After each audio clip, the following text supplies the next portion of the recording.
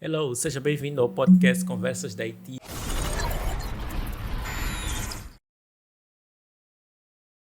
Episódio número 7. Eu sou o Arle Bebe e eu serei o vosso host para o podcast de hoje. No podcast de hoje nós vamos falar sobre software development, mas particularmente back-end development, e nesta edição nós vamos receber Delfim Marimi. Seja bem-vindo, Delfim. Obrigado. Ok. Delfim é Senior Backend Developer na Vodacom e ele tem experiência como Solutions Architect no Standard Bank, bem como alguns outros cargos de desenvolvimento de software. Ele vai contar-nos aqui aquilo que são as suas experiências na área de desenvolvimento de software, e um pouco daquilo que foram os seus principais desafios ou história, um pouco de história também vamos falar, e nós vamos ter aqui uma conversa aberta com o Delfim e, mais ou menos isso, Delfim. Ok, Welcome. that's certo. Thank you. Delfim, se calhar podemos começar com aquilo que é a sua história, não é? Ok, tá. Quem tu és? Como é que tu te consideras? Ou, de uma forma breve. Ok, Delfim Marimi, né, o nome. Yes. Bem, sou um developer, considero-me primeiro, antes de tudo, developer, né? Ok. Sempre fui curioso desde criança Ok. e tive um contacto com IT em geral, muito cedo por acaso, né?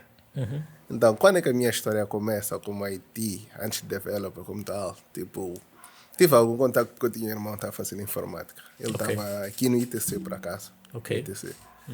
Então, por conta disso, eu tive um computador em casa muito cedo, né? Ok. Então, estamos a falar, se não me engano, era 2003, por aí. Foi mesmo muito cedo o período Ok. em que eu tive contato com o computador. Na altura, aquilo, toda criança, né? Jogar game, ver essas coisas. Só que em algum momento, até vi meu irmão mexer com Pascal, né? Ok. Que é aquela coisa. Então, naquele momento, tipo, aparecia uma coisa estranha. Ok.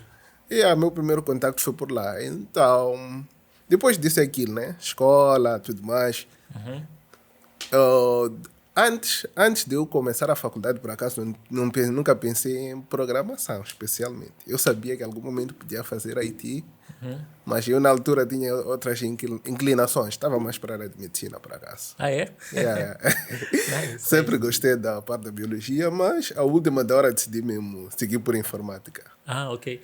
Sabe, nós temos recebido muitos que queriam ser médicos, né? Não sei o que é que isso tem a ver, mas tipo, estás a dizer que quando tu ias escolher o teu curso, tiveste ali dúvidas ainda tinhas dúvida, ainda não sabias? Eu não diria dúvida. É uma história engraçada, por acaso. Tipo, Ok. eu sempre tive boas notas, né? Ok. Mas no ano, sabe, da sua segunda tem aquele exame. Yeah. E eu tive notas baixas. Assim, não chumbei, mas não tive uma nota alta em química com mais expectativa. Ok. Então, naquele momento, acabou surgindo um momento de reflexão, né? Ok. E foi isso que acabou me fazendo tornar a outra direção. Tipo, foi mais por aí. Ok. Então, tu tiveste o teu contacto com programação, eras com informática em 2003, Yes. mas aquilo ainda não era suficiente para te fazer, ou para tu sentires que tinhas que engrenar para aquela área e aquilo ser a tua vida. Eu ainda não tinha certeza. Eu sabia que eu entendia de computadores, porque já antes mesmo de chegar à 12ª, eu já fazia em algum momento algumas aberturas de computador. Reparação básica, né? Ok. Mas, tipo, ainda não tinha decisão, por acaso. Não estava decidido mesmo. Foi mesmo na última da hora que eu decidi, ok, IT. Ok. E qual foi a faculdade? O STM, por acaso estive no STM, né? Foi lá que comecei, tive meu primeiro contato em informática. Informática não, com programação lá. E acabou que eu apaixonei-me pela Ok. programação logo. Yeah. Ok. Foi amor à primeira vista na primeira aula. Não, a primeira aula é aquilo que tu disse a saber. Foi tipo, apresentaram-te o way, mas ainda não era o suficiente para Sim, exatamente. te Mas depois de um convencer. tempo eu acabei engrenado. Ok. Então, desde lá, basicamente, E entraste sempre como tive- ali na programação? Viste Pascal primeiro? Por acaso, nós temos na altura, usava-se algo similar a Pascal. Não era Pascal, era Visual G. É uma Ok, espécie de Visual Pascal G. em português, Ok. mais ou menos. Yeah.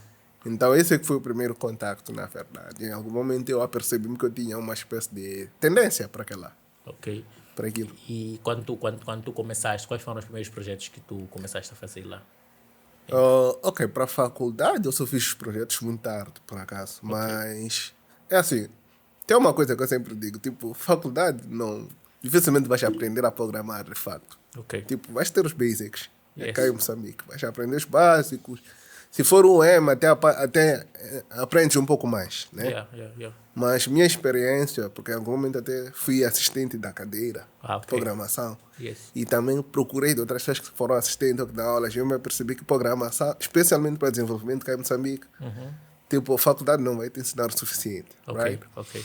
Então, os meus projetos, de verdade, eu não comecei com aquilo que eu aprendi na faculdade. Foi mesmo fora da faculdade, em que eu arranjava meu tempo, ia fazer as minhas pesquisas, ia mexendo as minhas coisinhas e por aí vai.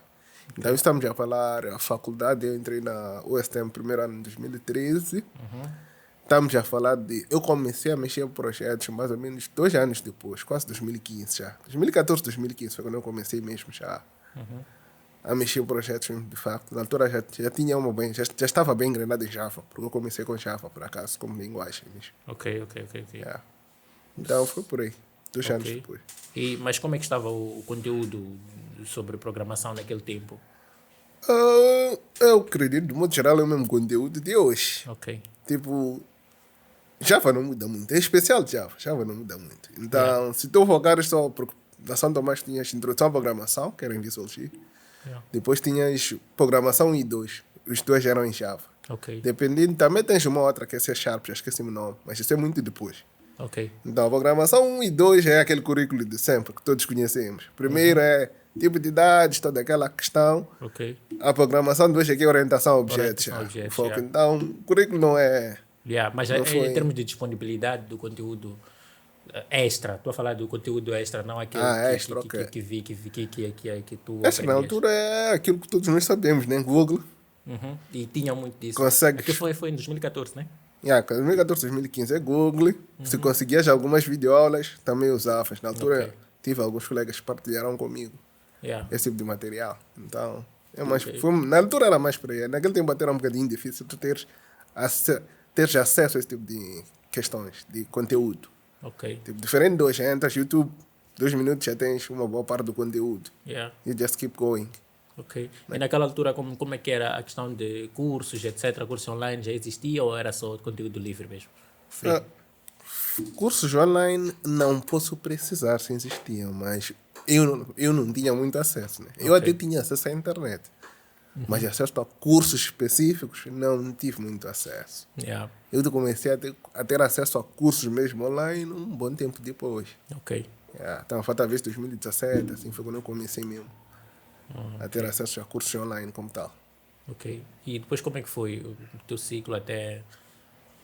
terminaste a faculdade, né? Yes, terminei a faculdade, E, né? e o emprego, como é que é a tua primeira experiência profissional como programador? Qual foi? Ok, a minha primeira, na verdade, foi um estágio. Nem foi estágio, eu fui um professor, né? Eu considero estágio, né? Eu fui um professor lá que apadrinhou-me, entre aspas, bem grandes, né? Ok. Então, na altura, eu trabalhei com ele na cadeira, né? De programação, eu estava a dar a cadeira. Yeah. E depois lá ele apresentou-me o meu primeiro estágio, nesse Ok, caso. ok. Que ele arranjou um sítio, alguém estava à procura, ele recomendou-me. E lá que foi o primeiro contacto, tipo, de empresa em si. Eu estar a trabalhar numa empresa. Então, a experiência lá como é que foi? Basicamente é aquele básico de todos, né? Todos nós começamos. Primeiro chegas, Yeah. apanhas projeto em PHP normalmente. Na altura PHP era o que se fazia mais, né? Ok. Começas, apanhas PHP, Java, por causa de questões de enterprise, né? Yeah. Java é a tendência, então também tive um contato com isso. Na altura era uma empresa Progenity, Ok. né? A empresa criava softwares para outras empresas na altura, né? Ok, ok. Eles também tinham um software interno, né? Que eles vendiam a diferentes... Um ERP, né? Que chamamos de ERPs. Na altura havia muitos desses. Então a empresa tinha um deles lá. Então o primeiro projeto que eu tive lá, na verdade, foi uma migração, né? Ok. Eles tinham uma aplicação, na altura era feita em PHP. Ok. E o primeiro projeto que eu tive foi justamente migrar aquilo para Java.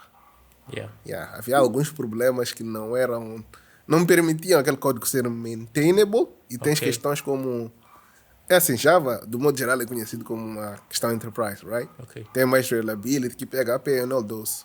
Yeah. Então, por conta disso, o primeiro projeto foi justamente esse, fazer a migration daquilo que já existia. Ok. Literalmente, não era para adicionar features, não era para reinventar nada. Ok. Era uma migration. Yeah. Ok. Então, o primeiro projeto foi esse que eu tive lá. Fiquei algum tempo, né? Em algum momento. Não percebi? Não. E como é que é essa questão de, tipo, migrar PHP para Java? É soft? Oh, soft não. Soft não, na altura é que eu... É assim, o primeiro desafio que tens hoje, Yeah. acho que mesmo hoje ainda encontras, isso em muitas empresas, é falta de documentação. Esse é o primeiro desafio que vais encontrar. Ok. Especialmente quando estás para pegar algo que já existia. Independentemente de ser para continuar ou para criar um novo. Normalmente não aparece. Cá em Moçambique em especial, há muito esse defeito. Yeah. Então esse é o primeiro desafio que tens. Ok. Depois tens a questão da lógica. Tipo, tens que pegar, ler aquele código em PHP, perceber a funcionalidade, como é que ela é feita, quais são os processos envolvidos. Então tu tinhas que também saber muito sobre PHP. Yeah, Que era por acaso, sim. para tu entenderes a ponto De poder fazer de aquilo, fazer a sim. migração. Porque eu tinha que saber primeiro a linguagem para poder interpretar o código. Yeah. E Em segundo, eu tinha que ter um bocadinho de entendimento de negócio. Porque uma funcionalidade, né? Sim, Está sempre alinhada com o objetivo de negócio. Né? exatamente. Yeah.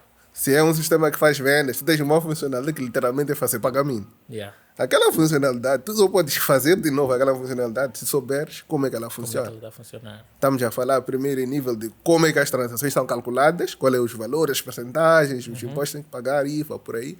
Yeah. E depois tem a questão das tabelas, porque na altura é base de dados, né? Então tens que yeah. saber quais são as tabelas que são atualizadas, como é que a informação é atualizada. Então é um processo um bocadinho mais assim. Mas como é que Complexo. como é que foi para ti aquele primeiro projeto? Epa, foi Logo challenge. te fez. Yeah. Foi challenge na altura, né? Mas na altura estava. Por acaso estava a estudar e ainda tinha algum tempo para ir lá trabalhar, né? Ah, ok. Então havia essa flexibilidade com o dono, por acaso. Ele percebeu isso. Mas na altura é que né, ainda era jovem, acabava de começar. Então não tinha muito. Aquela era mesmo sentar uma tarde, ficar ali, ler, ver o que é que eu podia escrever de outro lado e por aí Ok. mais. E como é que era o teu knowledge sobre PHP naquela altura? É assim, eu nunca tive um bom knowledge de PHP, na verdade. Ok. Tipo, consigo interpretar o básico. Tipo, há coisas básicas de linguagem, né? Outras coisas que tu podes ver no Google. Yeah. Hoje em dia até tem uma vantagem, né? Hoje em dia existe ChatGPT, na altura não existia isso. Yeah. Então, interpretar era literalmente você abrir o código, procurar e tentar perceber cada ficheiro, qual é a informação que tem. Tentar perceber uma funcionalidade de que ficheiro começa, qual é o flow. Ok. Tipo. E agora, sendo PHP e Java duas linguagens com arquiteturas completamente diferentes, e tu tendo que fazer a migração desses dois, como é que dessas duas, de uma tecnologia para outra, a migração não incluía só migrar funcionalidade, mas tinhas que, porque no PHP tens aquela arquitetura mais abstract e no Java tens orientação a objeto, como é que conseguiste adequar isso? Nada, agora é assim, a reescrita não era literalmente copiar e fazer. Eu Exatamente. passo do outro lado, só mudar o nome das variáveis, ou como é que já vai declarar. Não, Yeah. eu tinha que seguir os padrões de Java, por exemplo, orientação a objetos. Era um requisito. Na altura, para quem programa em Java, tem aquele framework que chama-se Hibernate, Hibernate, para possibilitar diferentes bases de dados. Tu podes escrever um código, não tens que te preocupar com a base de dados. A diferença são pequenas configurações e um ficheiro que tu mudas, que torna o processo transparente das queries.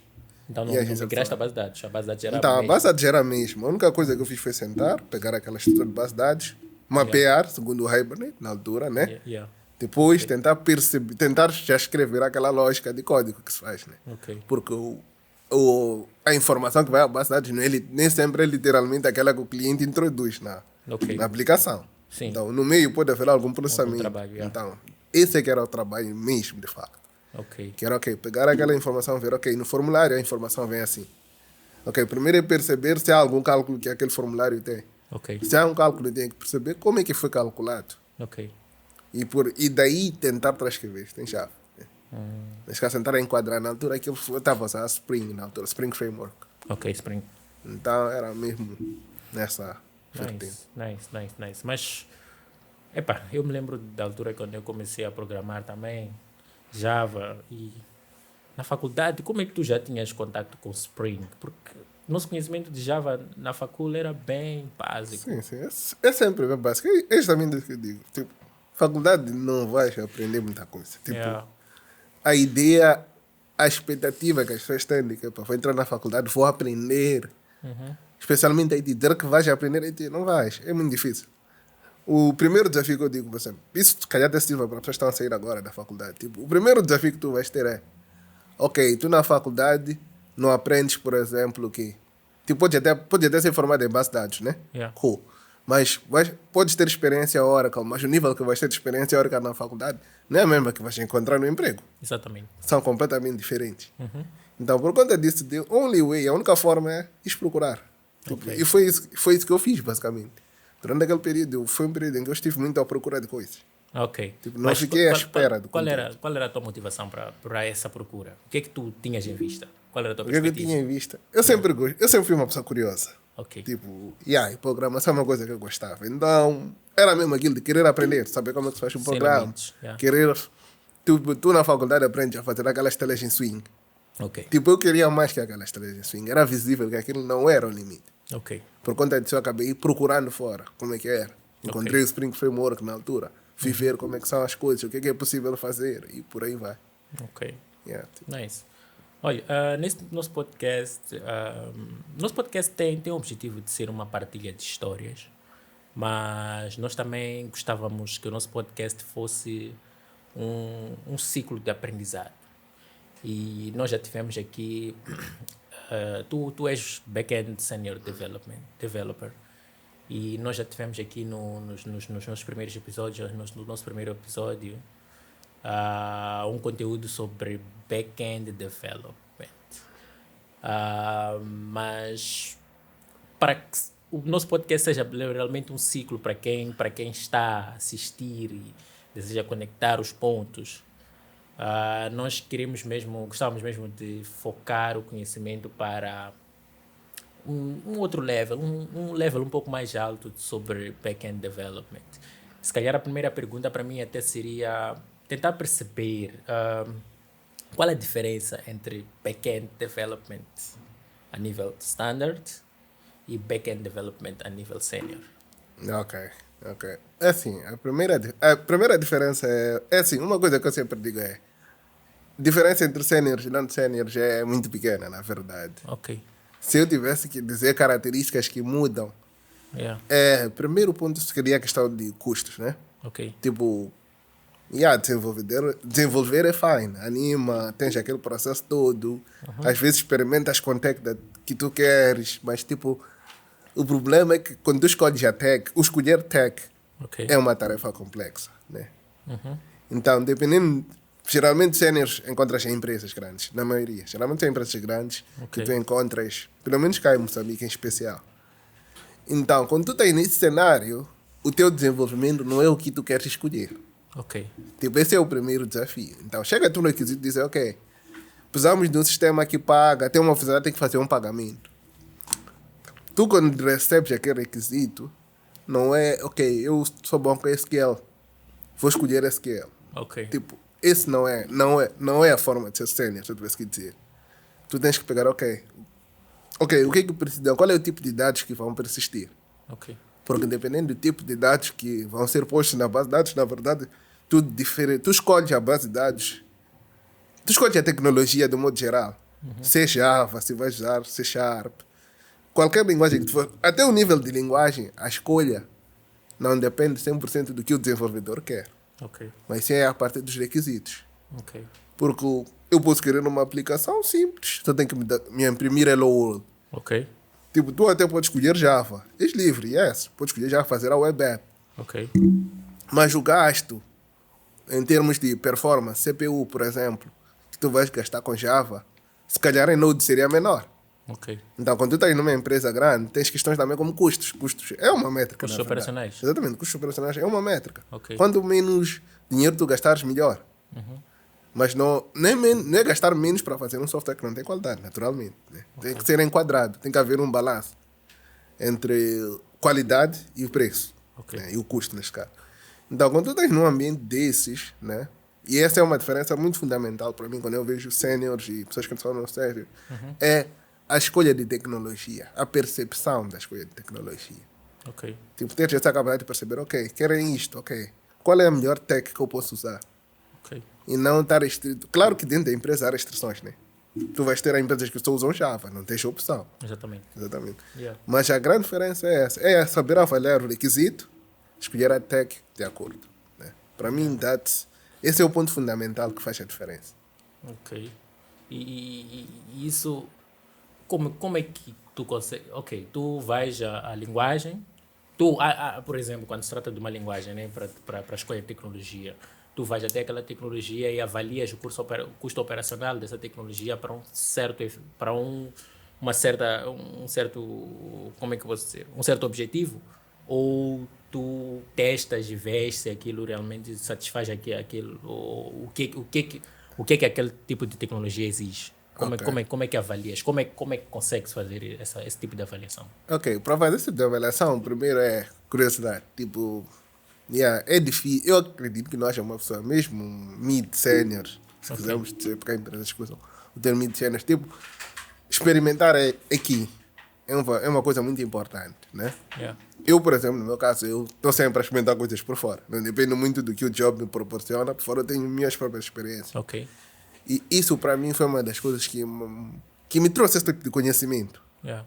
Tipo, eu me recordo, por exemplo, vou dar um exemplo prático, né? Eu comecei a trabalhar. Houve uma das empresas sérias que eu comecei a trabalhar. Eu já conhecia Docker muito antes deles terem a implementação de Docker. Ok. Tipo, não sabia, nem sabia o que era container, nem sabia quando é que tinha usar containers. Mas eu entrei na empresa já com conhecimento. Ok. Então, é essa a questão básica, né? Tipo, a única forma de tu atingir o nível em que tu consegues dizer, ok, esta tech não é a melhor, é experimentando antes. Ok. E acredito que a perspectiva não tem que ser esperar, por exemplo, a funcionalidade chegar. Para te dizer, ok, precisamos desse sistema aqui, é quando tu vais dizer, ok, preciso de 3 semanas para experimentar. Tipo, é muito difícil, porque também tens que ver, nós, na verdade, como ITs, nós trabalhamos para negócio. Sim. Então, se eles querem uma funcionalidade, eles também têm um tempo. Ok. Porque eles também têm que entregar aquilo a uma outra pessoa que é o cliente de fora, né? Então, nesse processo, tu tens que ser já capaz de ter este tipo de knowledge. Ok. Claro que há momentos de escolhas difíceis, por exemplo. Tu até podes saber que, por exemplo, Kubernetes é a melhor coisa que podes usar no teu projeto. Ok. Mas o tempo que tu vais gastar a fazer todo aquele setup de Kubernetes, o investimento para ter aquilo, pode sair muito mais caro do que, fazer o teu standalone application e pôr um server a correr e instalar. Sim, mas isto é a falar de quando tu tens de desenvolver o teu pequeno projetinho lá. Mesmo em empresas. Então também falar de Kubernetes como não sendo tão eficaz no Não nessa ambientes um pouco perspectiva, mais... mas depende, porque assim, o Kubernetes é eficaz, tens questões de scalability, todos aqueles advantages de Kubernetes, em algum momento abstração e por aí vai. Mas o exemplo prático que eu dou, por exemplo, chega-te um cliente, é dono de uma padaria, né? Ok. Ele vai ter 10 padarias, todas elas vendem pão, os clientes não é para entrarem na plataforma, o sistema que ele quer é o quê? A pessoa que está na padaria no caixa, registra o número de pães que vende e o sistema guarda essa informação. Ok. Tipo, tu até podes pôr Kubernetes nesse cenário. Ok. Mas se tu consideras que são 10 pessoas, fizeste os cálculos, pode chegar à conclusão que o custo operacional desse Kubernetes vai ser muito, muito superior a tu teres uma instância sem escalabilidade. Ok. Tipo, para aquela pessoa ele só quer vender pães. E no máximo vai ter 10 utilizadores, no pior dos cenários. Ok. Então, para ele, aquele Kubernetes que você vai instalar, que vai precisar de sei lá quantos gigas de RAM, pode ser muito mais caro do que ir com uma standalone application no servidor a correr. Ok. Então aí estamos a voltar para aquele ponto da seniority. Exatamente. Ou tipo, a avaliação de custos versus Exatamente. benefício e tal. Né? Tipo, são essas Avaliação, questões. são essas Exatamente, questões. são essas Tem que estar questões, muito. tipo. Mas para tu verdadeiramente te tornares um grande, um bom sênior e tal, quais seriam tipo, as principais características ou que tipo de habilidades que nós devemos Devemos nos focar. focar? Yeah. Não, para mim o primeiro é curiosidade. Tipo, e aí é muito difícil. Eu pelo menos não conheço um sênior. É assim, conheço até sêniors, né? Yeah. Mas sêniors que eu respeito e digo, essa pessoa é knowledgeable. Os que eu conheço todos, e até pessoas que não são sêniors que eu considero em Yeah. algum momento, todos, a primeira característica é curiosidade. Tipo, são pessoas que não estão satisfeitas. Depois faz uma coisa. Amanhã é normal voltar a parar, começar a analisar, dizer não, isto não está bom. Ok. Tipo, ter essa capacidade crítica é um ponto. Mas para tu chegares a essa capacidade crítica, tens de ser alguém curioso, tens de ser alguém que é capaz de ir pesquisar por fora. Ok. Porque há vezes em que tu podes até saber de uma coisa, né? Porque sêniores assumem que sabem tudo, né? De antemão. Então chega até alguém com... alguém vai ter um júnior, vamos assim dizer. Se calhar tu tem conhecimento de uma tecnologia mais que tu e vai te dizer, esta questão aqui acho que não é boa. Se tu és um sênior que é grunho na perspectiva de que eu sei o que sei, não ouço outra pessoa, tu até vais dizer não está certo e vais pôr a tua coisa. Yeah. Mas se tu és alguém curioso, se calhar vais parar de tentar analisar o que é que aquela pessoa está a tentar dizer. Exatamente. Porque só aí que tu percebes, ok, se calhar, this guy tem uma razão. Tem uma razão. Então, curiosidade é o número. Curiosidade e abertura para ouvir outras ideias. Para mim, esses são humildade. os principais, exatamente. Seria São os humildade. principais. Ok. Nice. Então, curiosidade, humildade. Yes. Ok. Agora, se tu és uma pessoa que está... Porque noutros tipos de trabalho, se tu estás focado só no teu... Se estás no teu trabalho, mas estás a desenvolver projetos side business, tu não és visto como um bom profissional. Yeah. Então, e tu vês aqui e consideras o fato de tu seres... ou a realização de projetos side como um fator para melhorar o teu desempenho como profissional.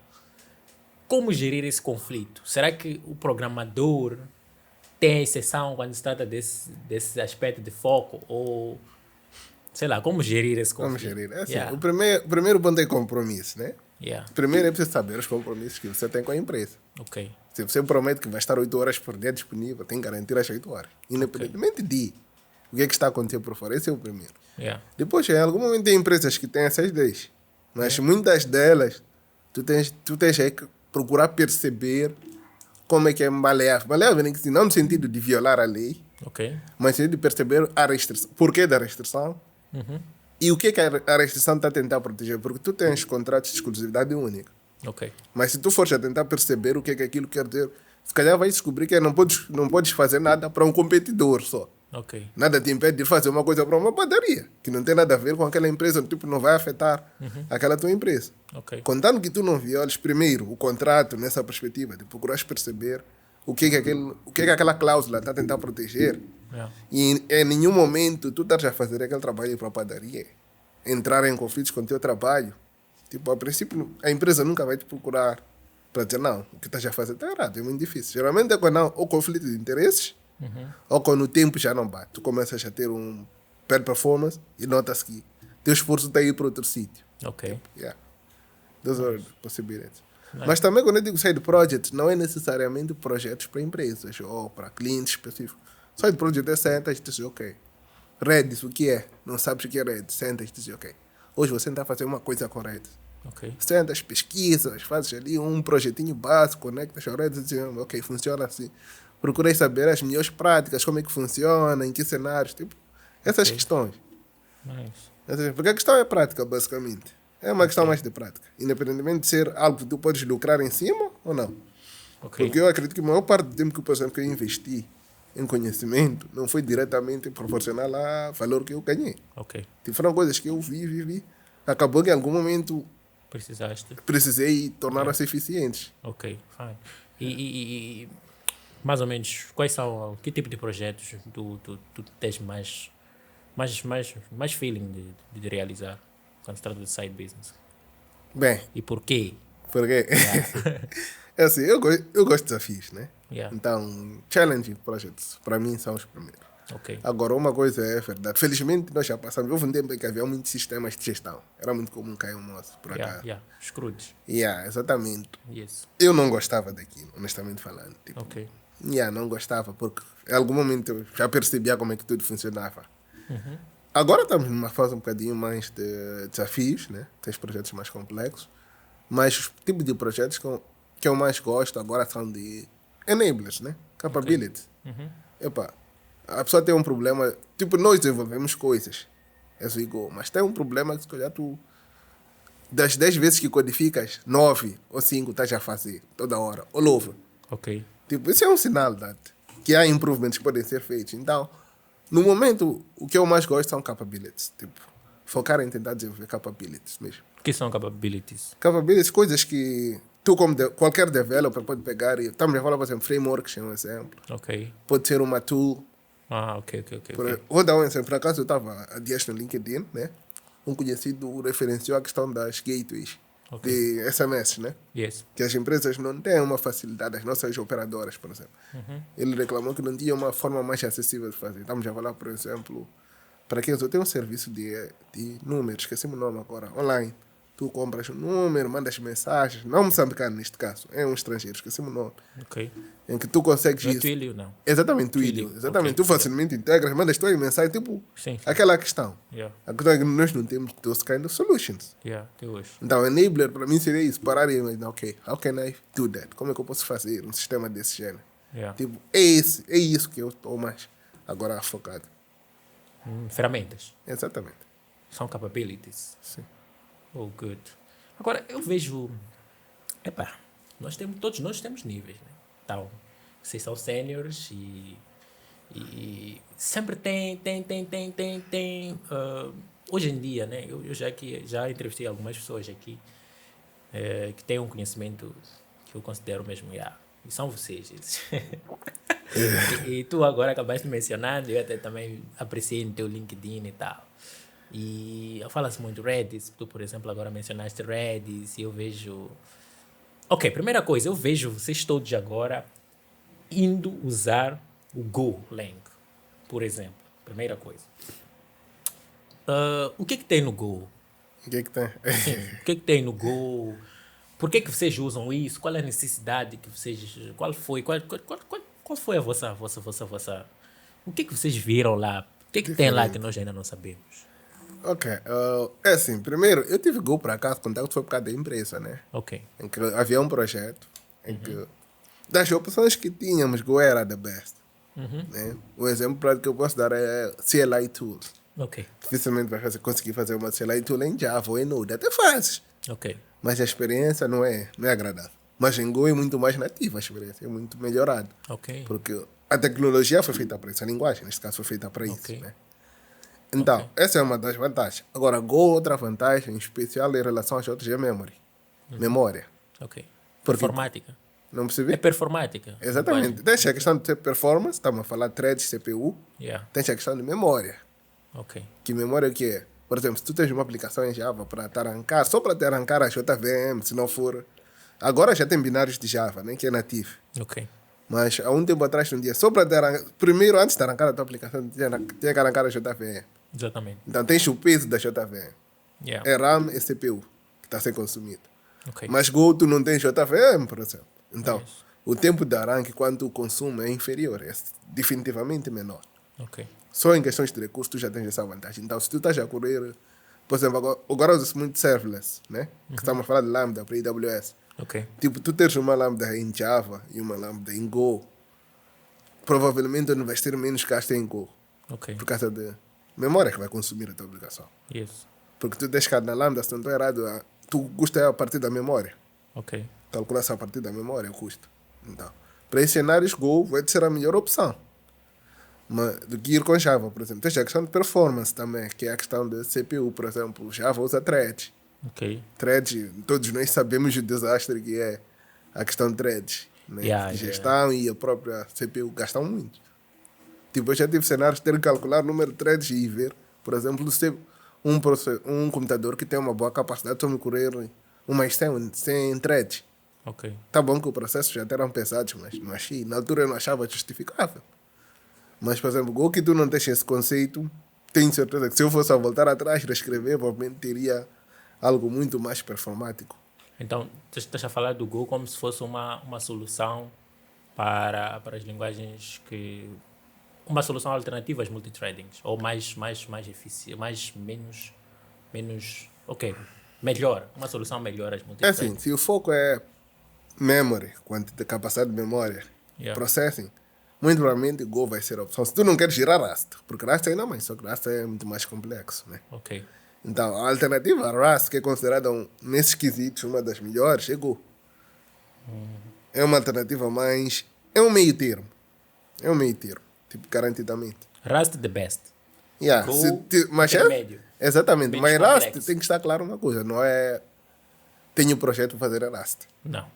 Não pode ser. Tem que ser. Ok, tenho um projeto, ok. Quais são os requisitos do projeto? High performance, pouca memória, ok. Podes, se calhar, escolher Rust, se vês que Go não é suficiente. Ok. Exatamente. E tu escreves Rust normalmente? Oh, não, por acaso Rust ainda não dediquei algum tempo para aprender, né? Ok. Ultimamente tenho estado muito a mexer com Go, por acaso. Ok. Já há um bom tempo. Yeah. Nice. Tu mencionaste ali quando estavas a dar o exemplo sobre necessidade versus custos, etc. E falaste do Kubernetes. Eu sei que Kubernetes é uma tecnologia relacionada a microserviços, né? Então, se calhar, tipo, nós todos, a maioria dos programadores, né? Eu acho que o público desse podcast, a maioria, né? São pessoas que escrevem códigos monolíticos, ok? Yeah. E quando chegam a grandes empresas, vê essa necessidade do uso de microserviços e arquiteturas distribuídas. Mas, na prática, qual é a real necessidade do microserviços versus arquiteturas monolíticas? Ok. Na prática, qual é? A primeira é a óbvia, manutenção de código, né? Ok. Monolito, vais ter uma aplicação, imagina, vou dar um exemplo, né? Imagina uma aplicação bancária, tu entras no Internet Bank, nos Internet Banks, Exatamente. o número de funcionalidades que tu vês. Yeah. Agora, imagina a quantidade de código que deve ser aquilo. Ok. Tipo, aquela quantidade de código, tu até podes mudar, mas só para tu fazeres um change, porque o sistema, a parte do sistema que trata de seguros, por exemplo, está com um bug em produção, Sim. tens que parar toda a aplicação. Tipo, toda a aplicação tem que ficar em baixo só para aquilo. Ok. Dependendo, geralmente o tamanho do código, até algum ponto pode influenciar no tempo de arranque da aplicação. Ok. Então, vamos supor que leva 10 minutos a arrancar a tua aplicação. São 10 minutos em que todos os clientes não estão a transacionar. Ok. Por quê? Porque há um bug no módulo de seguros. Tipo, isso em algum momento é um problema, né? Imagina banco, 10 minutos sem poder transacionar é muito. É muito, sim. É muito tempo. Então, essa é uma das coisas que microserviços vêm resolver, mas não é a única, né? Porque primeiro é a manutenção da própria funcionalidade, as funcionalidades separadas, né? Segundo em algum momento microserviços não é só distribuir serviços e separar funcionalidades, né? Porque tu até podes fazer isso, mas acabares vendo que há muita dependência que chamamos de coupling, né? Ok. Então, a segunda coisa que microserviços vêm resolver é esse coupling, vem desacoplar coisas. Ok. Porque acontece, geralmente tu tens um monolito, toda a empresa mexe ali e faz as coisas que quer, right? Ok. Yeah. Então, primeiro tens problema de ter 20 pessoas a mexer no mesmo código, Sim. que vais ter 20, é assim, dependendo de como a empresa organiza o code style, tu vais ter código de 20 pessoas diferentes, provavelmente vais ter códigos diferentes ali no meio, umas 6 variações de códigos. Yeah. Depois tens o problema que é a questão de estar offline, né? Que é atualizar uma pequena coisa offline, né? Então, depois tens também a questão de escalabilidade, que é outro grande problema que o microserviço também vai resolver, que é, tu tens a tua aplicação lá. Para escalar um monolito, geralmente os monolitos vêm com aquele conceito que é statefulness, que é o quê? A aplicação guarda estado. Ok. Se tu tens uma sessão do utilizador, provavelmente há um cookie lá na aplicação daquela tua sessão. Sim. Então, o que aquilo quer dizer é que muito provavelmente só para escalar nesse cenário, o que tem que acontecer é aumentar o tamanho da RAM e o tamanho do CPU. Ok. Então, há sempre um limite até onde tu podes ir. Ok. Tipo, sempre haverá um limite. Podes dizer, ok, hoje vou começar com 2 gigas. Ok, certo. Teu negócio aumenta com o tempo. Vais aumentar para 6. Em algum momento podes ter um servidor que simplesmente suporta máximo 32, já não tens mais. Como é que fica aí nessa situação? Perdido. Vais ter problemas, exatamente. Yeah. Então, uma das coisas que... O problema de escalabilidade, por exemplo, de monolito, um dos meus problemas é statefulness, né?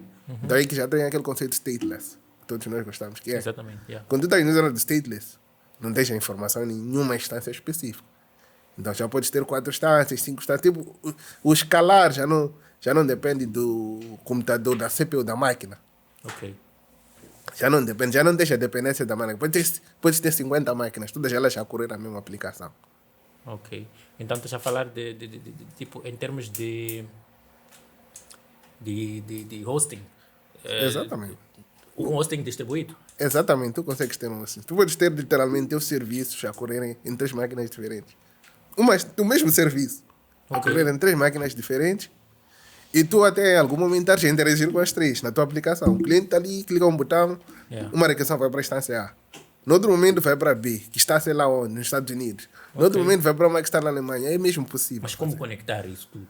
Geralmente tu tens questões como load balancers no meio. Tem sempre uma camada invisível ali no meio que lida com essa questão. Porque máquinas têm CPU, têm endereço IP. Ok. Então se tu tens 100 máquinas, são 100 endereços IP diferentes, provavelmente. Exatamente. Em algum momento podem reduzir. Então como é que vai ser gerida? Há uma camada que geralmente chama-se load balancer, né? Ok. Que tem esse tipo de conhecimento, sabe? Ele lida com essas questões de balanceamento de tráfego, sabe? Ok, tem uma instância ali disponível, pega a tua mensagem, manda para lá, a tua request. Então, essa é uma que geralmente, quando tu Mas tens... então a dependência está ali naqueles node balance. Se os Sim, node balance. tá ali, mas geralmente os load balancers também têm uma arquitetura altamente resiliente, distribuída. Há formas de ultrapassar. Porque se fosse uma camada única, ainda assim seria uma camada de falha, naturalmente. Ok, Né? ok, yeah. Mas ainda há a possibilidade de tu teres a informação assim espalhada. Geralmente os load balancers têm redundâncias. Ok. Né? Yeah. Então tens essa questão. Contando também que load balancers em si não pedem muita capacidade. Ok. Então tu teres várias instâncias é muito mais fácil do que tu teres uma única instância escala. Tipo, tu consegues também ter esse conceito de escalabilidade a nível de load balancers. Ok. Então você já falar de diminuição de dependências. Exatamente. E para ambientes um pouco mais. De maior uso, né? Yeah. Porque tu tens empresas, no mesmo exemplo de banco, há certos dias que o banco tem muitas transações, Exatamente. mas há outros momentos que não tem. Então, se tu olhares só para isso, por exemplo, né? Olhando para a questão de escalabilidade, né? Chega fim do mês, banco, sabemos como é que é, transações de um lado para o outro. Exatamente. Então, tem que se aumentar a capacidade. Depois daquilo, 2 semanas depois, transações voltam ao normal. Então, essas questões aí têm a ver com escalabilidade. Yeah. O microserviço tem um bocadinho de foco nesta questão de escalabilidade, né? Ok. Que é se tu tens uma arquitetura de microserviços que geralmente está associada a stateful, né? Ela é stateless, tu consegues já ter esta questão de escalabilidade, que é uma das vantagens de microserviços. Ok. Seguir aquela arquitetura como deve ser. A última vantagem desta arquitetura é que geralmente, se tu tens uma arquitetura de microserviços bem implementada, a tua arquitetura reflete a organização da tua empresa. Ok. Por que isto é importante? Por uma razão bem simples. Se tu tens um serviço, né? Que tu tens 5 product owners, todos eles interessados ali, cada um está em sítios diferentes, Exatamente. as alterações vão ser descontroladas. Ok. Isso em algum momento representa um problema. Ok. Porque tu até pode ter cenário em que tu precisas de um serviço que é gerido por uma equipa A, tem que se mexer lá, tem que se mexer na equipa B. E a mesma pessoa, geralmente, algumas empresas têm uma única pessoa ir mexer 2 repositórios para fazer isto. Ok. Então, quando tu tens uma questão de microserviços e os teus microserviços refletem a tua estrutura operacional, geralmente a empresa, tu já podes ter cenários de equipas, é que chamamos de squads, para quem tem já. Em que é fácil de para squad A, mexe serviço A, squad B, mexe serviço B, para tentar encaixar. Então tu estás a dizer que um ambiente como Vodacom, assim, que é uma empresa grande, no fim de tudo, vocês só têm um sistema que está distribuído em vários serviços? Dificilmente tu vais apanhar uma empresa grande que tem microserviços, pelo menos cá em Moçambique. Dificilmente apanhas uma empresa grande que tem tudo em microserviços, bonitinho e perfeito. Não, há sempre monolitos escondidos. Ok. Porque nós, cá em Moçambique, por acaso, ainda estamos numa fase de transição, Ok. ao meu ver. A pouca experiência que eu tenho, que já passei de algumas empresas, eu não tenho que nós estamos numa fase de transição. Tu tens sempre monolitos que estão a ser quebrados agora para microserviços, and so on and so forth. Tipo, Ok. microserviços em Moçambique em especial, pela pouca experiência que eu tenho, ainda estamos numa fase muito crua. Ok. Tipo, até temos empresas que fazem, tentam fazer, mas está muito longe da perfeição ainda. Ok. E depois disso, nós temos aí a questão dos microserviços como pequenos sistemas. Agora, quem faz essa orquestração para dar exatamente aquilo que nós precisamos naquele momento? Como é que isso acontece? Ok, a orquestração é assim. Tu tens a questão da orquestração Geralmente agora fala-se muito de Kubernetes, porque é uma plataforma para isso. Yeah. Em que tens questões como pods, que facilita a questão de escalabilidade, que ele lida com aquelas concerns todas. Porque imagina, ok, tu queres escalar uma... Geralmente, no primeiro exemplo que eu dei, de monolito, tens que aumentar rápido a tua máquina. Exatamente. Se tu vais nesse mesmo cenário dizer, ok, eu agora quero ter 5 instâncias para ter load balancers, né? Quer dizer, quando tu precisares de aumentar a instância, tem que ir lá alguém, dizer, epa, o tráfego está assim, vamos aumentar 2 instâncias. Tem que ir primeiro criar a máquina, onde vai correr a nova instância, depois tirar load balancer, atualizar a lista de IPs, Ok. por exemplo. Alguém terá que estar a fazer este trabalho. Mas quando tu já tens um cenário com Kubernetes, por exemplo, que geralmente é tudo É automatizado. Exatamente. Ok. Cais num cenário em que a experiência é mais automatizada. Em que ele vê, ok, a quantidade de tráfego que vai entrar é X. Ok, vou aumentar o número de instâncias. Ele aumenta, distribui entre as diferentes instâncias que tu tens Automaticamente isso. de forma automática. Tu tens basicamente tens um classe, dizes três máquinas, né? Ele automaticamente aloca Mas as instâncias. quais seriam os requisitos que ele ia levar em consideração para Não, fazer essa assim, troca a aí? pessoa pode configurar esse requisito. Esse Ok. aqui é outra vantagem. Tu dizes, ok, quando tiver a entrar um tráfego X, mais ou menos isso aumenta o número de réplicas. Assim, tipo, tu tens como criar essa monitoria dentro do Kubernetes de forma com que ele consiga perceber, ok, CPU atingiu X, ok, vamos aumentar a instância. Ok. Quantidade de instâncias, ok. Agora já não estamos a ter mesmo tráfego, reduz instâncias. Ah, é? Exatamente. Não é só de aumentar, é... Não, é nos dois. Ele aumenta para suprir o tráfego e depois volta. Ok. Exatamente. Então, essas questões, tu tens Kubernetes, por exemplo, que serve para isso. Para quem é fiel a Docker, tem Docker Swarm, Ok. por exemplo, que é também uma questão, mas Kubernetes é considerada a melhor, por acaso. Ok, mas eu já vi ambientes onde usas Docker e Kubernetes. Não, tu tens Docker como, porque Docker é tens a parte do runtime, que é que chamam de containerd, né? Ok. Então, tens o runtime, que é onde que é a parte que orquestra os containers. Ok. Mas os containers por si só não te trazem a questão de escalabilidade. Sim. Eles não têm esse conhecimento, nem sabem como escalar, sequer. Ok. Container é literalmente, entre aspas, bem grande, uma máquina pequena ali a correr, como se fosse uma virtual machine pequena. Yes. Então aquilo está isolado, o container é isolado. Ok. Agora, o teu orquestrador, que vai ser ou o Kubernetes, ou, por exemplo, o Docker Swarm, é que já percebe essas coisas. Diz, ok, aqui tráfego, vamos aumentar o número de instâncias. Então ele vai lá e cria aquelas imagens, todo aquele processo de orquestração. Então tu até podes correr Kubernetes em Docker. Tem agora, especialmente nas últimas versões, se não estou errado, já tem a possibilidade de correr com outro runtime, diferente de Docker. Então, por exemplo, se eu quisesse agora, tenho a minha pequena empresa, minha company pequena ali, eu quero montar um pequeno ambiente de microserviços. O que é que eu faria? Tipo, se fosse para tu me dares aí A primeira coisa que eu quero considerar é analisar o tráfego que vai ter. Yeah. Porque escalar é uma coisa que todos nós queremos, é aquele assunto de tecnologia que todos nós acreditamos, né? Yes. O problema é que escalar até é, mas há um custo operacional de Ok. tentar fazer escalabilidade, tem a questão de especialidade das pessoas. Ok. Porque de nada adianta tu querer escalar, mas não tens as pessoas certas. Certo. Podes escolher ter uma configuração que, em vez de estar a poupar, acabar gastando mais. Gastando mais, yeah. Então tem essa questão primeiro que eu sempre digo, epá, veja o negócio. Né? Agora, se tens certeza que teu negócio precisa de escalabilidade, não pode estar offline, tipo, tens esses todos os requisitos de forma crítica. Yeah. Aí o cenário muda. Por que o cenário muda? Porque nesse cenário diz, ok, eu tenho que garantir isto com vocês. Então, a primeira coisa tens que ter, geralmente, é ter mais de uma máquina. Pode até ter Kubernetes com uma máquina, mas aí a escalabilidade até vais ter, mas perdes o poder de disponibilidade. Ok. Porque se em algum momento aquela tua máquina estiver indisponível, não estará a funcionar mais em nenhum lugar. Por exemplo, a máquina já não tem mais RAM disponível. Tipo, tudo vai parar ali, não vai Sim. ir para nenhum sítio. Ok. Então a primeira coisa que vai acontecer é que vai precisar de um cluster. Então estamos a falar de pelo menos 2 a 3 máquinas. Ok. Então esse é o primeiro passo. Vai ser, depois de identificar se é necessário, vai ter que ter 3 máquinas. Yeah. Podem ser ICS, como se fosse da AWS, pode ser máquinas físicas, tem que ser máquina no final do dia, né? Pode ser virtual machines também. Ok. Também podem ser. Então, o primeiro passo vai ter esse, de identificar as máquinas. Depois é fazer a configuração. Geralmente a configuração do Kubernetes, se tu queres gerir a infraestrutura tu mesmo, É complexa, precisa de um especialista, geralmente. Agora, tens opções, né? Tens a AWS, por exemplo, tem aquele serviço AKS, que é Kubernetes, na verdade, só que na É o cloud. quê? AKS? AKS, AKS, yeah. sim, que é Ok. Kubernetes na cloud. Ok. A Azure também tem a versão deles, acho que é AKS, não estou errado. Já não me recordo bem qual é o nome do Azure. Google também tem, a GCP também tem um serviço. Pode chegar em serviços que já são mais... que tu já não tens que lidar com a infraestrutura. Ok. Tipo, ainda vais ter alguns problemas, porque há algumas limitações. Mas não tens que estar a gerir a máquina pessoalmente. Ir ver se o servidor, os cabos estão conectados. Tipo, não precisa dessas preocupações.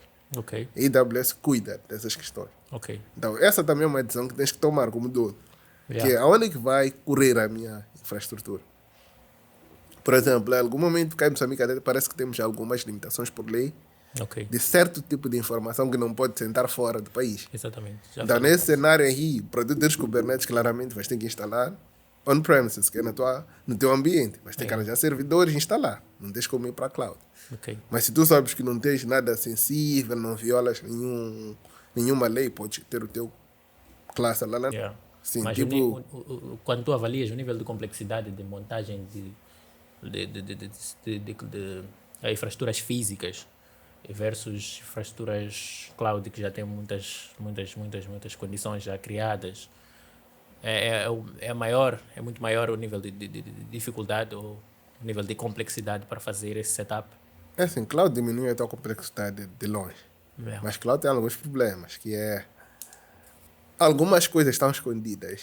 Yes. Né? Eu vou dizer, ok, vou voltar ao exemplo de AWS, um exemplo um pouco mais prático.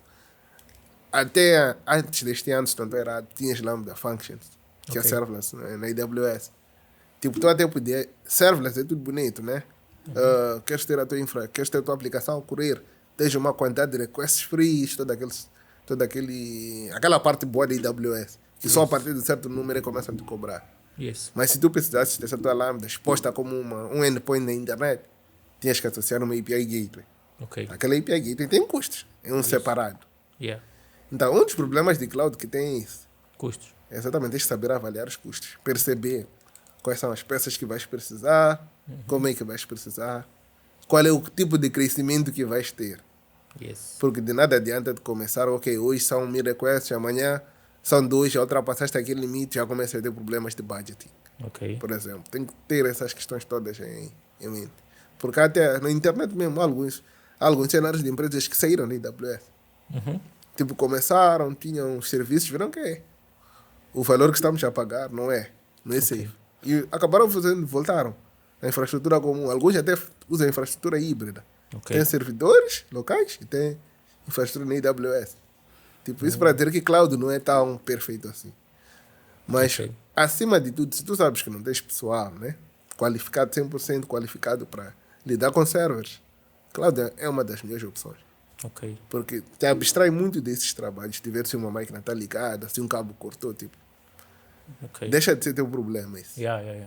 Então, estás a falar de AWS como uma das melhores soluções de cloud Não, para implementar. eu não... É assim, AWS tem os melhores serviços de cloud. Para mim até tem. Mas em relação a questões de custos, eu não sou muito fã da AWS, na verdade. Ok. Por causa dessa questão que eu disse, que é... tem muitos detalhes escondidos ali. Ok. Tipo, eles te dão tudo perfeito, bonito. Mas tu vais ver, ok, isto para usar, vais descobrir que tens uma dependência de 5 outras coisas que tens que pôr. Então, Ok. Então, estás a falar de algumas features que vêm com outras que não exatamente. estão Tipo, listadas. Ok. nem não está listado. Eles dizem, para correr esse CPU X, tanto, cobra de CPU e RAM que você está a usar para correr. Ok. Mas a questão é, tu para expor aquela, o que seja que for, tem uma aplicação, para expor aquilo na internet, Yeah. podes precisar de um outro componente. Ok. E esse é o problema que eu não gosto muito com a AWS. Tipo, tu tens este cenário em que tu tens uma coisa, tu vais à documentação, dizem isto, e é cool, mas eles dizem que para tu usares, até te dizem que tens que usar um outro componente. Mas o custo É já outro. é dos dois componentes, não é um componente, não é aquele componente que você precisa só. Tem Então- cenários desses. Então, no fim, te dão uma funcionalidade a um custo, a um preço, Exatamente. e depois te obrigam a pagar outro preço. Tu acabas aspas. tendo que pagar. Acabas Porque, tendo- porque não funciona porque sem aquela aquilo. funcionalidade que tu precisas, só aquilo sozinho não funciona. Ok. Então, vais ter que associar com mais alguma coisa. Então, consoante quando vais associar vai ser uma bill grande. Ok. É por isso que eu não gosto muito de cloud. Cloud tem, especialmente a AWS, tem esse problema. Tipo, se tu não entendes, Agora, nós temos uma questão aí. Eu quando costumava programar antes da AWS e tal, nós costumávamos usar alguns outros hosts alternativos. sim. Aliás, nem sei se considerar assim o host e tal. Mas hoje em dia existe cloud, que é diferente. Então, qual a diferença entre esses hosts normais, mas também que são online, versus cloud? Ok, qual é a diferença? Esses serviços, em primeiro lugar, né? Tipo, o host normal vai dar uma virtual machine ou algo similar. É isso. Ok, Vamos dar exemplo de DigitalOcean. Vamos te dar uma máquina barata. sim. O problema é que tu naquela máquina, tu até tens, lá te dão todo, como expor toda a questão. Mas se tu queres, por exemplo, o caso de Kubernetes, tu mesmo tens que instalar Kubernetes. Ok, Tu mesmo tens que gerir a máquina toda. Então, acaba sendo meio dispendioso. ok. Tens esse problema. Outra questão é, o exemplo que eu falei de serverless, né? Serverless te cobram pelo tempo que a coisa está a correr. Sim, Ou seja, tu pões lá, tipo, tu só teres a aplicação, geralmente não te cobra. sim. Só teres, não te cobram. Mas se algum momento aquilo levantar, porque tem que processar qualquer coisa, vão te cobrar. Ok, Então, comparando isso a uma máquina que vão te cobrar por estar todo o tempo ligado, tipo, claramente tu consegues ver que tens vantagens na cloud. Ou seja, a escolha entre cloud e não cloud também depende muito do que tu precisas. ok. Porque se tens uma aplicação, se calhar vai levantar 10 vezes por mês, não tem uma complexidade de memória e tudo mais. Se calhar serverless é a melhor opção. Fecha a cloud, pões teu serverless, paga só pelo tempo que tens a aplicação disponível. Sim, Do que ter um DigitalOcean, a máquina virtual deles, que assim o nome agora, e teres lá a correr a te cobrar nem $5 mensalmente. yeah. Tipo, os gastos são claros. Outra questão é a especialização de serviços. Ok, Tipo, a funcionalidade que a cloud já te dá, ele já tem a solução para ti. Tipo, tu só tens que integrar aquilo que estás a usar. Estás a focar no teu negócio, acima de tudo. ok, Né? Isso tanto para pequenas quanto grandes empresas. Foco no negócio. ok. Tipo, tu até podes ter uma equipa que pode lidar com aquela tarefa. Mas lidar com aquela tarefa é tirar foco de outras coisas que eles podiam estar a fazer. Ok, Porque alguém tem que ver, a instância está on? Sim, está a correr. Ok, a memória está boa? Sim, ok. Tem que estar a fazer esse tipo de controle. Tá bom que há ferramentas de automatismo hoje para monitoria e por aí vai. Mas ainda assim, quando aquilo está embaixo, alguém tem que ir lá mexer. ok, Então a pessoa tem que desviar foco para aquela outra área. Soluções cloud já não. Tanto, por exemplo, um serviço em que tu não tens que gerir a máquina que está a correr. ok. Tipo, o teu trabalho é focar no teu negócio. Né? Ok. Se tens que inserir dados na base de dados, teu trabalho é inserir dados na base de dados. Ok. Não tens que ver se a base de dados está online ou não. Online, ok. Exatamente. Ok, então os hosts são meio que aluguéis de máquinas. Como Exatamente. se fosse isso. Exatamente. Estás literalmente a alugar uma máquina. Né? Ok, ok. Então aquele trabalho manual todo é teu. Yes. E esse é um dos problemas, essa é uma das desvantagens do host versus cloud. Claro. Porque as clouds já dão soluções lá. Se for outro exemplo é esse. Tu queres usar message, né? Que chamamos de MQs, o quê? Yes. No host, tens que instalar sozinho. Seja a Kafka, seja a RabbitMQ, o que seja. Ok. Tens que instalar lá, ter uma máquina daquilo, configurar todo o setup. AWS, por exemplo, já te dá SQS. Yes. Tipo, tu só integras, estás a usar. Tens um tempo menor. Nem tens que te preocupar se o SQS está embaixo. Não. AWS cuida disso. Por exemplo. Tipo, tens essas vantagens na cloud do que ter um host separado. Mas aí volta a questão de custos, acima de tudo, né? Yes. Você precisa também ver esse balanço. Então, de certa forma, as clouds vêm tirar o... Não iam vir tirar o trabalho dos técnicos de infraestrutura. Não. Porque sim, as pessoas que fazem os setups das infraestruturas e, sei lá, já não precisam de fazer nada. Porque eu estou a ver, a cloud é meio que, é infraestrutura as a service, right? Não necessariamente, mas tanto uma infraestrutura e Yes. serviços. They give you infrastructure e serviços. Yes. Yeah, tanto infraestrutura e serviços para tu usar. Ok. E... Então, mas respondendo a tua questão, não acho que tiram, mas acho que melhoram a performance. Tipo, em empresas que têm data center, alguém tem que ir ao data center e ver que tem um cabo ligado. Yes. É um tempo que podia estar a resolver um outro problema mais urgente, né? Yes. Então, a cloud não vem substituir nesse sentido, tipo, vai tirar pão daquela pessoa, não. Não. Mas já vem tornar em algum momento mais fácil aquele trabalho. Porque em vez de eu ter que verificar cabos, eu não tenho que verificar só um cabo ligado. Ok. Tipo, quando há um problema, há um incidente de produção, request não está a chegar, eu tenho que descer e ver se o cabo está ligado, se a temperatura do data center está boa. Não tenho esse trabalho. Ok. Meu trabalho é entrar na AWS para saber o que é que se passa com a AWS, ok? Alguma coisa mudou, sim ou não, e ir por essa direção. Yes. E não ter que ir ver se cabos, se há máquinas ligadas e por aí vai. Então, não vem tirar, as pessoas não perdem emprego. Claro que, naturalmente, se eu tivesse que dizer, as pessoas têm que se transformar, né? Ok. Tu deixas de ter que ir procurar um cabo para passar a perceber como é que funciona a AWS. Yes. Porque se não souberes isso, tipo, de nada adianta. Ok. Tipo, o trabalho só muda. Há uma transformação no trabalho, na direção do trabalho. Nice. Cool. E tu tens a certificação de AWS como developer, depois Solutions Architect e Cloud Partner. Sim, sim. Quais seriam as diferenças entre essas Ok, certificações? Cloud Practitioner é inicial, né? Para quem não conhece Cloud. Yes. Ok, não conhece Cloud, queres perceber o que é Cloud, como é que funciona. Então, a AWS é da Cloud Practitioner, que é uma espécie de welcome.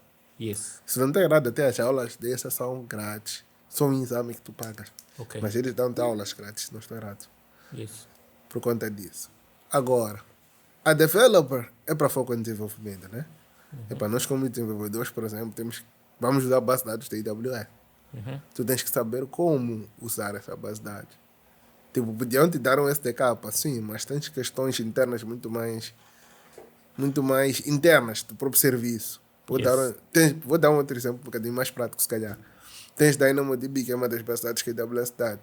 Tipo, há certos limites que eles têm se tu queres ler informação ou escrever. Se tu não entende esse limite, mesmo com o SDK não faz nada. Tipo, até podes ter no SDK, mas se em algum momento ultrapassar os limites, Yes. em produção vais ter problema e não vais saber como resolver. Então, a developer é para cobrir essas questões que têm a ver com isso, a nível de desenvolvimento, de aplicações. Ok. Tipo, a parte de como é que se usam os serviços, é o que a developer traz, em especial. O foco dela é esse. Ok. A Solutions Architect é literalmente aquilo que chamamos de arquiteto de soluções, né? É como é que tu crias soluções baseadas em cloud. Ok, tu tens, como eu disse, tens, por exemplo, SQS, tens Lambda Functions na AWS, vais ter a base de dados deles, RDS. Tipo, como é que tu partes de um requisito de negócio para dizer quais são os componentes que vais usar? Como é que eles se interligam? É isso que a Solutions cuida. Por exemplo, dizem para a pessoa de um sistema que faz venda de questão de parqueamento, por exemplo. Precisamos de sistema de parqueamento. Tu tens que pegar e ver os requisitos, ok? Querem guardar informação no formato X, por exemplo, é uma informação mínima, não tem normalização, geralmente, como é que nós chamamos. Tu primeiro tens que ver, ok, se é uma informação que não tem muito de normalização, tipo, pode até pôr o RDS, mas vai gastar muito. Então, essa escolha, para escolher DynamoDB, tens que saber como. Tens que perceber essas diferenças. Então, começa aí. Então, disse, ok, DynamoDB, cool. Ok, vamos usar Lambda ou ECS, neste caso, EKS, né? Por causa do Kubernetes, só para manter a linha. Ok. Então, tu já tens que saber como é que vais configurar teu EKS, como é que o EKS vai se comunicar com o teu RDS ou DynamoDB, Yes. como é que toda a infraestrutura deve funcionar para atingir aquele objetivo de negócio. Então, é isso que a Solutions Architect foca. Which components you gonna need? É um pouco de seniority. Seniority mais ligado à infraestrutura, na verdade. Ok. Sim, tipo, Não, seniority dentro do AWS. sim. Yeah, Mas ainda assim, há muito mais Ok. em cima. Tem mais levels de certificação de AWS? Tem. Tu tens tens os associates, né? Ok. Que são as que eu tenho. Depois das associates, tens as professionals. Yes. Tens de security, por exemplo. Tens de SysOp. Yes. Tipo, tens ainda as professionals. Essas são as mais altas. Ok. As professionals. Sim. Nice. Ok. Depois disso, tu tens também Terraform. Yes. What is that about? Terraform. Ok, Terraform é sobre o quê? Tu tens infraestrutura, right? Yes. Tu podes muito bem ir à tua consola de AWS ou o que seja, vais entrar, vais configurar as tuas aplicações, vais configurar os componentes, né? Vais dizer que quero um SQS, quero uma Lambda, quero sei lá o quê. O problema qual é? Tu vais fazer isso para um ambiente. Cool. Ok. Yes. Mudas para um outro ambiente, precisas ter uma réplica daquilo num outro ambiente, tens um novo problema. Tens que ir de novo à consola, nesse novo ambiente, e criar de novo para aquele novo ambiente. Ok. Então, começa a ter, se em algum momento tens que mudar uma coisa nos dois ambientes, que é igual. Tens que ir mudar, literalmente, entrar na consola 2 vezes e ir mudar para cada um deles. Então, à medida que isso também vai aumentar o número de ambientes, o número de mudanças que podes ter, meio que fica difícil de gerir. Outra questão é versionamento. Como é que tu consegues controlar o que mudou de uma versão para outra? Tipo, de uma alteração, quando tu fazes uma alteração, como é que tu sabes o que estava antes? Tipo, como é que tu consegues ter essa questão toda? É aí que entra aquilo que chamamos de infrastructure as code. Que é a tua infraestrutura passa a ser código. Ok. Então, tu escreves um código, na verdade, Terraform ele é geralmente simples, né? Não é uma aplicação que tu escreves, mas é uma espécie de dizer o que é. Tu queres uma lambda, ok, qual é o nome? Quais são as características de RAM? Qual é o quê? É uma linguagem bem descritiva, que se chama HCL. Ok. Então, tu fazes isso, tu corres isso na tua pipeline, que chamamos de pipeline CI/CD, né? CI/CD, yeah. Mas também podes escolher da tua máquina local, se for o caso. Ok. Corres, em pouco tempo tu já tens a tua alteração. Se tens outro ambiente, provavelmente tu vais mudar algumas configurações a apontar para o novo ambiente. E tu facilmente consegues replicar esse tipo de cenário. Não tens que ir lá fazer manualmente todas as vezes. Então aqui que entra essa questão de infrastructure code. Terraform basicamente é um provedor disso. Eles têm uma ferramenta que faz esse tipo de trabalho. O Terraform seria o Kubernetes do coisa. Não chamaria Da mesma forma. Não chamaria Kubernetes, mas Terraform é literalmente uma espécie de tradutor, se eu tivesse que dizer. Que é, escreve a tua infraestrutura em código. Tu, quando escreves o código, não estás preocupado com o código que estás a escrever. Ok. Estás preocupado em ter as tuas coisas na AWS, ou na Ok, GCP, ou na Azure, né? Ok. Então, de Terraform que vais pegar aquilo que você diz. Eu disse que era uma ICS assim. Faz sentido. Great. E tem uma linguagem. Quando do você, Terraform. exatamente, chama HCL. Então, ele core aquilo, vai gerar no teu ambiente aquilo. Aquilo que você escreve acontece no ambiente. É isso que ele faz. Então, tu consegues fazer. Se usas isto com Git, tens ainda uma outra vantagem, que é source code versioning. Ok. Então, sempre que precisas fazer uma alteração, tu consegues fazer o histórico usando o Git. E onde é que entra o pipeline CI/CD aí? CI/CD, que são as pipelines, neste caso, garante a automatização. Ok. Porque, tu até podes fazer isso, mas imagina, tens o Terraform Code, né? Great. Ok, para correr aquele Terraform Code, tens que baixar um ficheiro, porque há qualquer coisa no teu Terraform Code que aponta para um ficheiro. Ok. Terias que baixar pessoalmente, correr os comandos de Terraform each time. Correr, pôr ali Terraform init, Terraform sei lá o que, apply. Acontecerem as coisas. E para outro ambiente, the same thing. Tipo, tu tens a receita, que é o Terraform Code, né? Yes. Mas ainda assim, terias que estar toda hora a pôr esta receita no fogão pessoalmente. Ok. Então, o que tu fazes é, se tu tens um CI/CD, que são as pipelines, combinado isto com Git, naturalmente, né? Porque CI/CD systems, basicamente, são baseados em Git. Funcionam, de certa forma, acoplados em Git. Tu, facilmente, com o commit, fazes a tua alteração, fazes o commit, o código já está good, nice. Finaliza isso. Ele corre um processo todo automatizado. Para os dois ambientes, vai te correr. Okay. Não tens que ter pessoas lá irem clicar coisas. Tipo, ele já faz este processo. Basicamente, o Terraform funciona como se fosse a linguagem, né? Que é, queres uma máquina ICS? Great. A linguagem é esta. Não precisas saber aquilo de ICS lá, a consola. Great. Pipelines são a coisa que tornam este processo de converter esta linguagem em actually ICS ou SQS que tu queres. Então, a pipeline automatiza este processo. Podias fazer manualmente. Podias, mas certamente ias perder muito tempo disso. Em ter que correr todos os comandos. Então, a pipeline só corre em minutos, dependendo da dimensão da tua pipeline. Tens a coisa feita, não precisas de pessoas a mexerem lá pessoalmente. Ok, fine. Ok. Mas quando tu... Ok, tu como sênior, tu lideras times? Atualmente na Vodacom não, até não. Nós temos uma postura um bocadinho diferente, né? nós trabalhamos todos em squads, né? As Agile squads. Yeah. Geralmente, dependendo das empresas, tu apanhas seniors que geralmente têm uma certa postura superior. Nós na Vodacom somos poucos, por acaso, Yeah. pelo menos na área de desenvolvimento. Ok. E com todos que eu trabalhei e tenho conhecimento, dificilmente tem-se essa postura. Nós trabalhamos todos em conjunto. Tipo, Ok. não estamos preocupados se é júnior, se é sênior, se não é. Naturalmente, em algum momento, a posição pode ter influência. É natural que isso aconteça. Né? Sim, sim, sim. Mas não é num sentido impositório ou de autoridade. Autoridade, ok. Não, não é. Nice.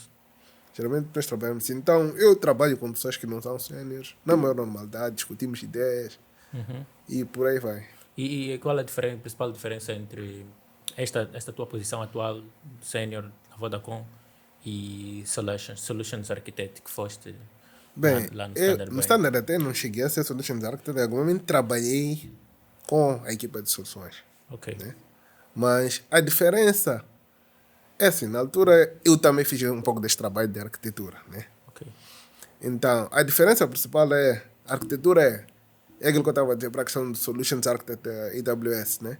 Yes. Tu desenhas, ajudas a desenhar a solução. Quais são os componentes precisos e por aí vai. Mas a implementação não é necessariamente, nem sempre é tua responsabilidade de implementar. Ok. No Standard, eu em algum momento até fiz as duas coisas, né? Desenhava aquilo, era visto pela equipa, aprovava, isso aqui, e depois ia fazer o coding. Então, Solutions Architect era como se fosse um project manager. Não um project manager, é alguém que o trabalho dele é só criar a solução. Tipo, transformar negócio em funcionalidade. Para uma Porque atividade de análise. não necessariamente, porque assim, do negócio vem alguém e diz, "Epa, eu preciso do sistema de cartões de crédito, né? Ok. Yeah. A pessoa que diz de negócio vai te dizer que é sistema de cartão de crédito diz o tipo de informação genérica que ele precisa Yes. e acabou. Tipo, aquela pessoa de negócio não entende nada de tecnologia. Não, algumas empresas até entendem, mas na maior não entendem. Não percebem se você tem servidores, quais são, qual é a diferença. Não sabem. E não podem, não é trabalho deles saber aquilo 100%. Yeah. Então ele chega. É preciso alguém. Em algum momento tens business analyst, right? Mas o business analyst, dependendo da empresa, o business analyst tem que transformar aquilo ainda em um pouco técnico. O problema é que o business analyst não sabe como é que isso, geralmente não sabe a integração dos servidores. Ok. Conta-se o caso que deixa um business analyst que sabe quais servidores comunicam com quais, qual é o protocolo, qual é a interface, se é REST, se é SOAP, como é que está descrito. Dificilmente tu encontras business analysts com esse tipo de conhecimento. Exatamente. Yeah. Então precisa de alguém que tem isto. Yeah. Agora, algumas empresas, né, em especial cá em Moçambique, né, nós fazemos trabalho de faz tudo, na Exatamente. maior parte das empresas. Yeah. Apanhas o desenvolvedor, em algum momento a fazer este trabalho aqui. Ok. De dizer, ok, aqui preciso de uma base de dados, ok. Tem que criar uma base de dados em SQL, tem que fazer sei lá o quê. Tipo, difícil, geralmente é o developer que faz isso. Yeah. Mas em algumas empresas, especialmente enterprise level, tu tens aquilo que chamam de arquiteto de soluções. Yes. Então, o trabalho do arquiteto de soluções qual é? Chega aquela questão, né? Geralmente passa um bocadinho do BA, dependendo do nível. Se for uma coisa completamente nova, vai direto ao arquiteto de soluções. Então, ele senta, pega e diz, ok, o negócio que é no sistema de cartões, ok, como é que eu posso fazer isso? Ele senta, analisa, ok, informação, precisa de base de SQL. Cool, nice. Base de SQL. Precisa de um servidor com essa característica. Isto tem que correr num container. Isto tem que correr no sítio certo. Tipo, um bocadinho da questão de regulamentos, até o arquiteto pode saber. Se há falta de processos na empresa, porque um sistema nem sempre tem processos na empresa já definidos. Ok. Nem sempre tu chegas, tipo, entra um novo sistema, já sabe como é que a coisa vai funcionar em termos de processos. Então, em algum momento, o arquiteto pode sugerir os processos. Dizer, ok, vamos ter esse sistema assim, assim, assim. Este processo tem que correr de A, B, C, D, assim sucessivamente. Então, estas questões, geralmente, são um bocadinho de arquitetura de soluções. Ok. E ele termina ali. E entrega a alguém. Geralmente, se tu tens uma equipa em que tens um software architect, o desenho depois passa para o software architect. Que é o software architect que vai dizer, ok, aqui entra Hibernate, Ok. aqui entra, sei lá, que já a parte É, mais software level, Ok. né? Yeah. Se não tens esta pessoa, geralmente vai direto à equipa, ou aos desenvolvedores, nesse caso, em que chega ali o desenho, entrega, e o desenvolvedor só tem que materializar. Tipo, não se preocupa, o desenvolvedor não se preocupa em saber se vai usar SQL ou DynamoDB. Sim. Ele recebe algo que já lhe diz que ele vai usar o quê. Sim. Mas temos em muitas empresas isso. Essas Esse todas as áreas, role- tipo Business Analyst, System Architect e System... Não, esses roles são difíceis de ter. e não condeno, né? É assim, nós temos um mercado um bocadinho, que eu também não gosto, né? Que são, como eu disse, são os faz tudo. Ok. Mas infelizmente as nossas empresas não têm condições de bancar isso porque nós não temos uma competitividade de tecnologia. Tipo, o custo de ter alguém especializado é vais pagar mais. Mas há questões como, ok, eu vou pagar essa pessoa mais para quê? Essa é uma questão. E é uma questão que às vezes parece meio estranha, mas não. Epá, esses não querem pagar. Não é isso. Às vezes a empresa vê, eu não preciso de especialista, posso arranjar um faz tudo, metade do valor do custo é o que eu pago, epá, a solução vai funcionar, meu negócio vai andar. Ok. Não é uma posição correta? Não é, claramente. Mas também há uma razão por isso, né? Nós temos um padrão de qualidade em que os faz tudo de agora conseguem entregar. Sim. Então, por conta disso, não há muita essa movimentação de empresas na perspectiva de criar esses cargos todos. Também tem a questão do tamanho da empresa. Sim. Tu não, geralmente, vou dar um exemplo assim, tu não vais pôr isto, não sei as startups, não conheço muitas, mas poucas que eu conheço, não tem este cargo. Tipo, aquele ambiente ali, você não precisa de alguém com essa especialidade. Dificilmente precisas. Mas quando já vais para uma empresa grande, vais para um banco, vais para a Vodacom, por exemplo, que é o caso, nós já até temos. Acredito que a MCL tenha, não tenho certeza. Tipo, quando tu já vais para empresas grandes com uma dimensão maior, em que começa a ver que há necessidade de ter especialistas e que há um valor em ter especialistas, tu encontras este tipo de condições, em que já tens o Solutions Architect, Ok. em alguns sítios até podes encontrar Software Architect, depois é que vais encontrar os developers, vais encontrar BA no meio, Ok. mas há empresas que nem BA tem. Yeah. É diretamente a pessoa que sabe da coisa do negócio, chega ali para o developer, explica, nem manda nada escrito bem assim organizado, é um rabisco. O developer tem que adivinhar tudo. Tipo, tem esses cenários. É verdade, é verdade. Ok, cool. Agora, voltando para a questão mesmo do back-end, pelo conhecimento que tu me mostraste, um sênior, ele para além de coding knowledge, precisa ter infrastructure knowledge. É ideal que Estamos tenha a falar de infraestrutura. DevOps skills também? Não, é ideal é que tenha. Hoje em dia, tipo, se tu tens isso, estás num bom caminho. Tipo, Ok. tu percebes tudo. Percebes o que corre e onde corre. Tipo, Yeah. isso te ajuda muito a saber, a tomar decisões. Ok. E como é que é a vossa interação com outras teams, por exemplo, front-end? Vocês têm essa abertura? Comunicam com outras teams? Bem, por acaso, nas últimas empresas que eu tive, tem aquele conceito de Agile Squads, né? Então é uma equipa mista. Tens front-ends, back-ends, QAs. Em algum momento até tens o business, product owner, que é a pessoa que representa o negócio. Ok. Tipo, tu tens uma equipa funcional sozinha. Então, os achievements não é do back-end developer, é da equipa. Ok. Então, as questões de comunicação geralmente é direta, é de tu para tu. Tipo, não há nenhuma barreira aqui, não há espaço para ter. Epa, back-end é que não fez bem. Geralmente não existe muito esse espaço. Tipo, se não sei, é toda a equipa que não fez. Ok. Então, não há muito esses conflitos. Em algum momento até há, né? Há cenários. Yeah. Mas não é tão comum assim. Ok. E quais são os skills que tu darias para alguém que deseja sair de do desenvolvimento básico, júnior, para sênior? Acima de tudo é pesquisa, né? Tipo, pesquisa, persistência. Porque uma coisa que eu noto muito recentemente é que as pessoas hoje não têm tempo. Ok. Né? Não tem tempo. Há fim de semana que eu fico 2 trancado em casa. Não saio, não vou para nenhum lugar. Ok. Fico só com o computador a fazer o que eu quero.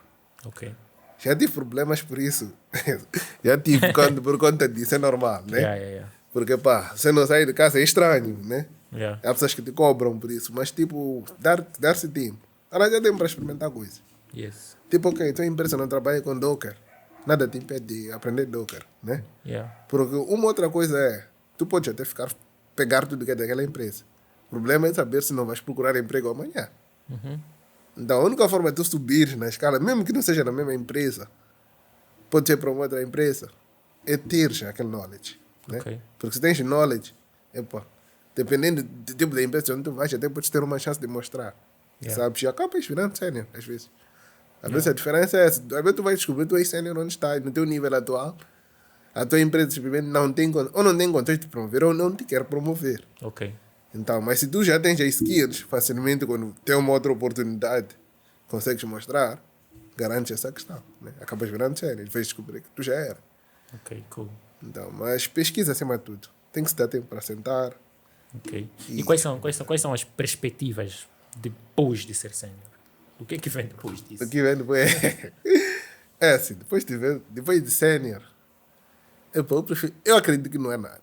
Tipo, não digo que é o fim, mas se tivéssemos que falar de título júnior, mid, depois sénior, tipo, depois de sénior não é nada. O máximo é um nível que alguns chamam de principal, ou também tem um outro nome que usa-se muito, esqueci-me agora, que é a pessoa responsável por uma linha de tudo, né? Ser back-end, por exemplo, né? Em alguns sítios tem um principal de back-end, Não que seria é o alguém... head? O head. Exatamente. Não, head é um pouco muito mais acima, Ok. mas é um technical lead, um tech lead. Yeah. Tech lead. Minha Ok. forma de dizer isso é um tech lead, alguém que lidera na perspectiva técnica, que é responsável por ir experimentar containers, essa coisa toda e dizer, pessoal do back-end, yeah, Tem um break. vamos passar a usar containers agora. Ok. Tipo, alguém que tem este trabalho. Alguns sítios chamam de chapter lead, mas geralmente é tech lead, o termo que se usa. Então, tu tens, este seria o próximo passo. Yes. Mas para mim em especial, eu estou ou à procura deste role tech lead em algum momento, mas em algum momento eu estou também a olhar para solutions architect, Ok. tipo arquitetura em geral. Again, então. Sim, desta vez, exatamente. Então, Yeah. meu foco é isso agora. Tipo, minhas duas linhas de raciocínio são essas. Não estou muito... Não estou à procura de uma coisa muito diferente. Né? Ok. Yeah, porque solution architect ainda estou dentro Yeah. da questão de desenvolvimento. Tá certo.